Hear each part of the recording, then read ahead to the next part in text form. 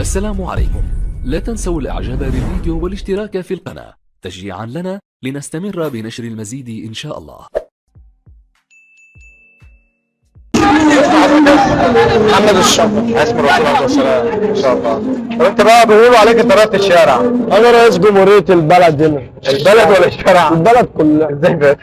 ده في مأمور مركز ورئيس مجلس مدينة وبواب. ها؟ ازاي بقى؟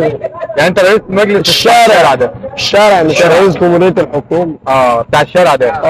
طب انت خدت ايه بقى؟ بتستفاد ايه؟ لا الشارع وحش. بتستفاد ايه؟ ايه اللي استفاد؟ الشارع وحش، مشاكل ومرضية وتعب اب وام.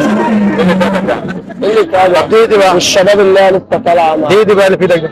لا ده حاجات ايام زمان بس ندمت عليها. طب ودي مش هتقدر تطلعها؟ لا طب تشيلها دي؟ انا بشيلها محمد يعني الرسول عبد السلام هيزعل اصلا لما تشوف الحاجات دي. يعني لما انت تكون من امة محمد لما تكون انت من امة محمد وتعمل كده يزعل. هو ندم. الله عليك. الشارع وحش. خلاص يا نجم الله يخليك. الشارع وحش. تمام. طب تقول ايه بقى للشباب اللي هم عايزين يعملوا كده؟ لا انا بننصح الشباب ما فيش اي مشاكل ولا تجيب قله ادب للي قاعده في البيت ولا لابوك عشان انت في الاصل اصلا واحد محترم. صح. وبعدين العيال اللي طالعه جديده ما الكلام من الشارع وحش. صح. والعيال اللي طالعه جديده دي عايزه تبان. كنت بتشرب سجاير؟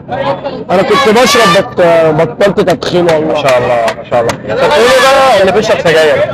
لا بلاش بتدمر صحتك بايدك. ان شاء الله. والله بتصلي؟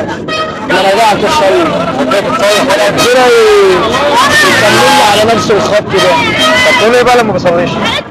لا اهم حاجه في الصلاه اول حاجه تتحسب بيها وده اللي اتعلمناه. اول حاجه تتحسب بيها. الله عليك.